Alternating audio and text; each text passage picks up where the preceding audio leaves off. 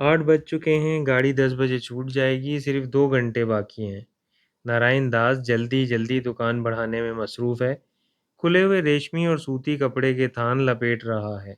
उसके पड़ोसी दुकानें बंद कर चुके हैं। सामने की कतार में सिर्फ एक ही दुकानदार बाकी है। वो भी उससे पहले अपनी दुकान बंद कर लेगा। सर्दी का मौसम है। 8 बजे के बाद अमीनाबाद में ग्राहक भी नज़र नहीं आते।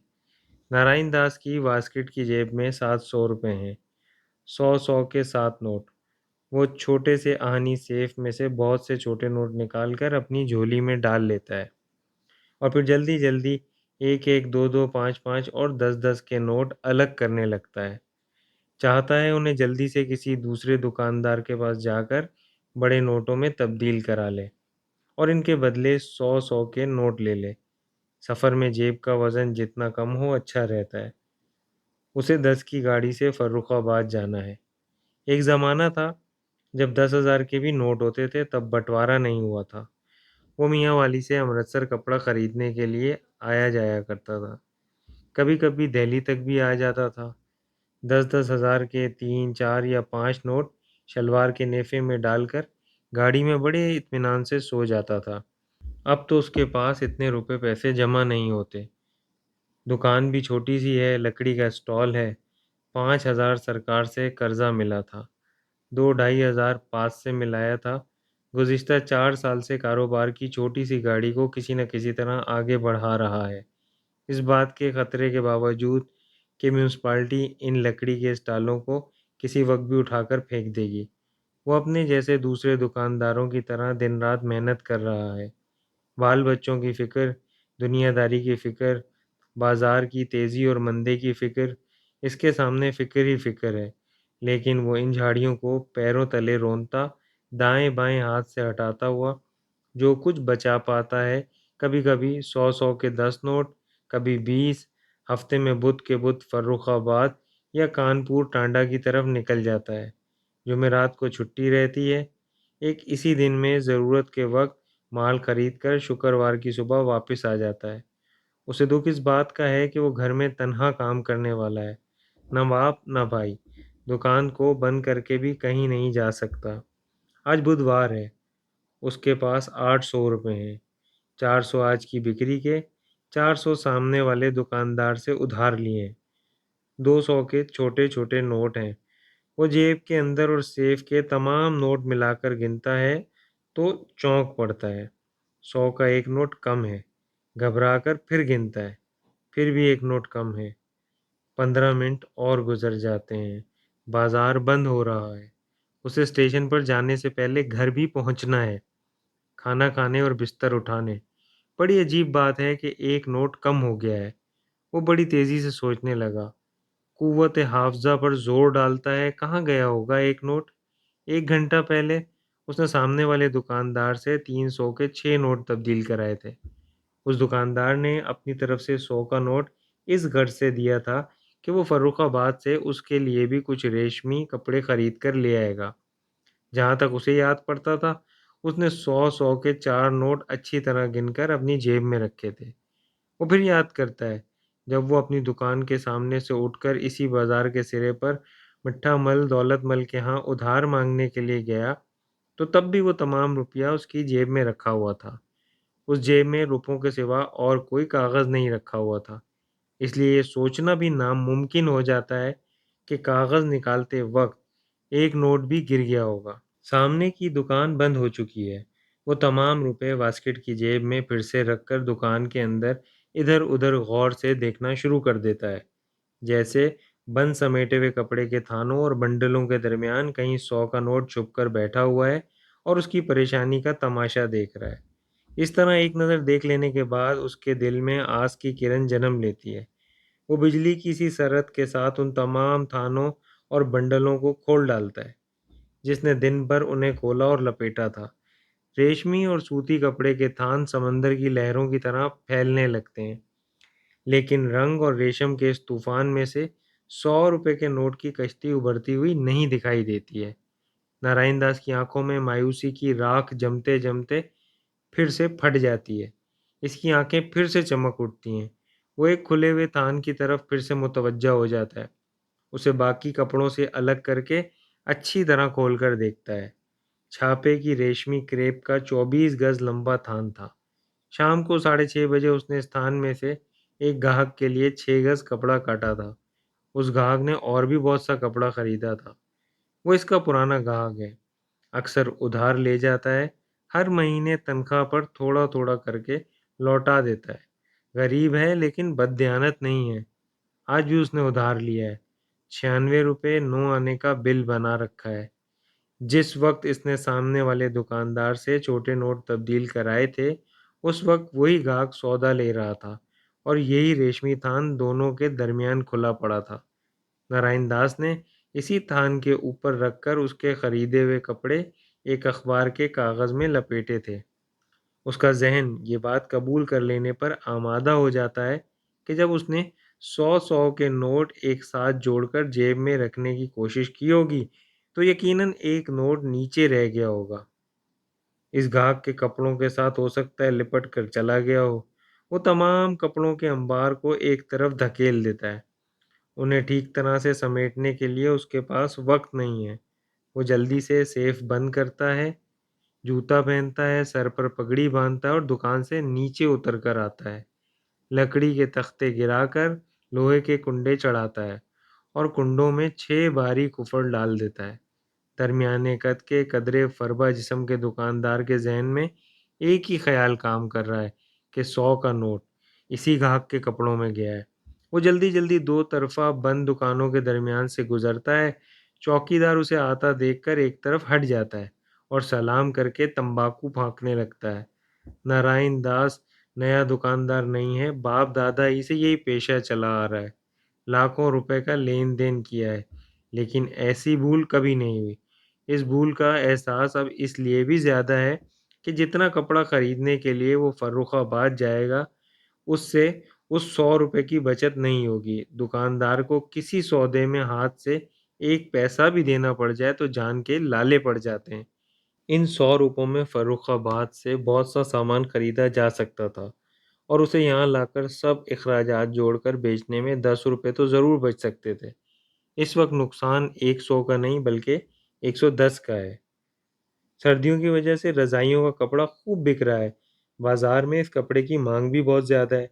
जब अपने जहन में ये ख्याल बखूबी बिठा लेता है कि इसी ग्राहक के साथ 100 का नोट गया है, तो इसके दिल में ग्राहक के खिलाफ नफरत भी पैदा हो जाती है।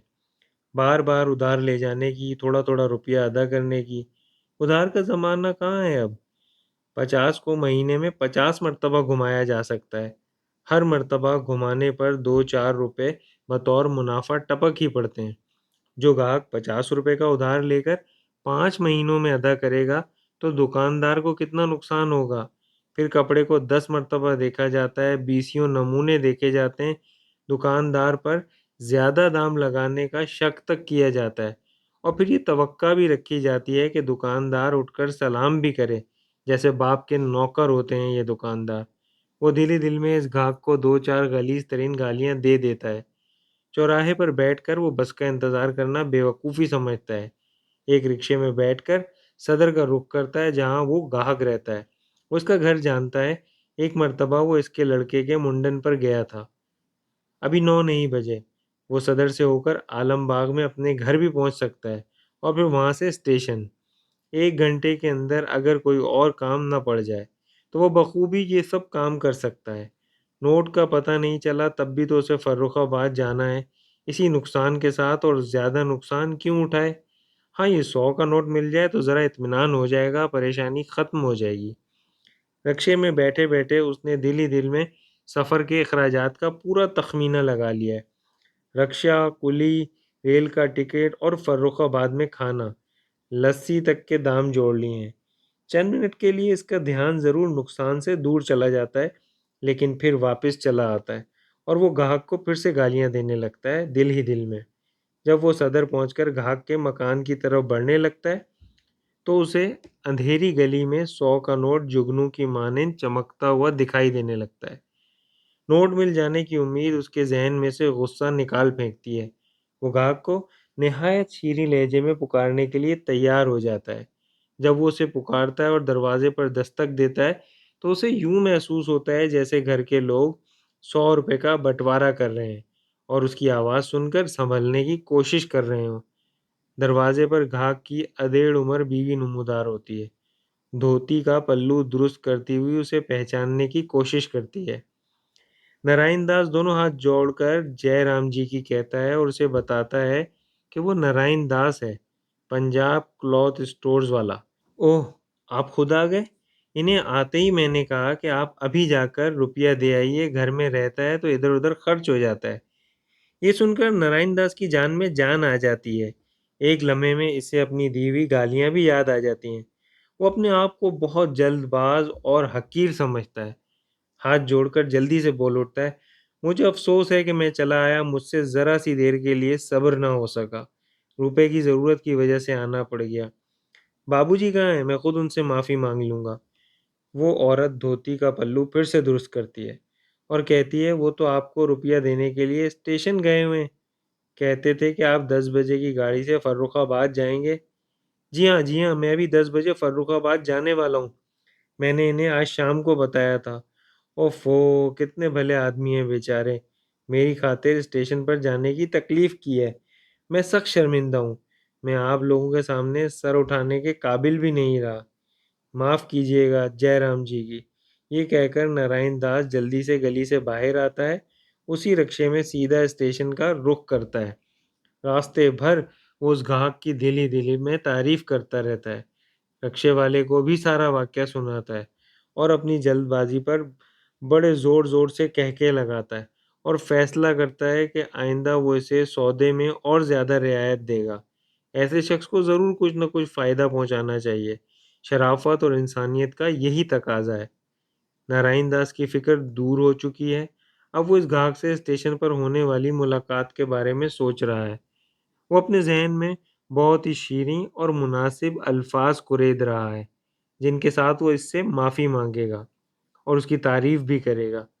उसे ये सोच-सोच कर अपने ऊपर बहुत गुस्सा आ रहा है कि जब उसे घर जाकर बीवी से ये मालूम होगा कि वो 100 के नोट की खातिर उसके घर तक पहुँचा था, वो इसे कितना कमीना और हक़ीर समझेगा।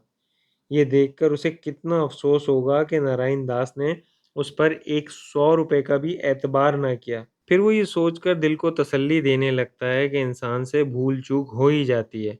अब तो मिल ही गया है, नहीं मिलता तो उसे खुद कितना दुःख होता। एक बार माफ़ी माँग लेने पर सब ठीक हो जाएगा। स्टेशन पर पहुँचते ही नारायण दास उस प्लेटफ़ॉर्म की तरफ लपकता है, जहाँ से फ़र्रुखाबाद की गाड़ी छूटती है। उसे बहुत जल्दी है। अब वो 100 रुपए लेकर घर जाना चाहता है। फिर उसे खाना भी खाना है, बिस्तर उठाना है और 9:15 बज चुके हैं। वो प्लेटफ़ॉर्म पर दूर तक निगाह दौड़ाता है। एक नज़र में बेशुमार चेहरे देख लेता है। मतलूबा चेहरा दिखाई नहीं देता तो वो मायूस नहीं होता, बल्कि उसकी बेताबी और बढ़ जाती है। वो जल्दी-जल्दी तमाम मुसाफ़िरों को घूरता हुआ आगे बढ़ता है। सबकी तरफ गौर से देखता है और अचानक एक जगह ठुठक कर खड़ा हो जाता है। नमस्ते बाबूजी। 45 साल के दरमियाने कद का ठंडी पतलून और पुराना गर्म कोट पहने हुए एक शख्स मुस्कुराकर उसके साथ हाथ मिलाता है और कहता है, सेठ जी, मैं आपसे ही मिलने के लिए यहाँ आया हूँ। शुक्रिया, शुक्रिया, मुझे आपसे यही उम्मीद थी। लेकिन इस बात के लिए माफ़ी का ख़्वास्तगार हूँ कि आपको मेरे लिए बहुत तकलीफ़ उठाना पड़ी है। नहीं सेठ जी, ये तो मेरा फ़र्ज़ है। जैसी ज़रूरत के वक़्त आप हमारी मदद करते हैं, वैसे ही मैं भी आपकी मदद करूँगा। आपने मुझे बताया था कि आपको रुपयों की ज़रूरत है क्योंकि आप फ़र्रुखाबाद जाएँगे। मैं उधार लेना बहुत बुरा समझता हूँ, लेकिन मजबूरन लेना पड़ जाता है। आप जानते ही हैं, कपड़ा लेकर घर पहुँचा तो आपकी भाभी मुझ पर बिगड़ गईं। वो भी उधार लेने से घबराती हैं। फ़ौरन अपने पास के जमा किए हुए रुपए निकाल कर मुझे दिए और कहा, अभी जाकर उन्हें रुपए पहुँचाइए। मेरा ख़्याल है आप पूरा बिल वसूल करके बहुत खुश होंगे। ये लीजिए, सब 10-10 के नोट हैं। 10, 20, 30 पूरे 100 हैं। खुद ही गिन लीजिए। और ये वो बिल, 96 रुपए 9 आने। ये कहकर अधेड़ उम्र का वो दुबला-पतला बाबू ज़ोर-ज़ोर से हँसने लगा और नारायण दास अपने जिस्म के अंदर जैसे और थोड़ा-सा सिकुड़ जाता है और उसकी तरफ घबराई हुई नज़रों से देखने लगता है। दोस्तों, अगर आपको आज की हमारी ये कहानी पसंद आई हो तो इसे लाइक शेयर करें और ऐसी ही दिलचस्प कहानियाँ सुनने के लिए रीडर्स रिपब्लिक को सब्सक्राइब करें।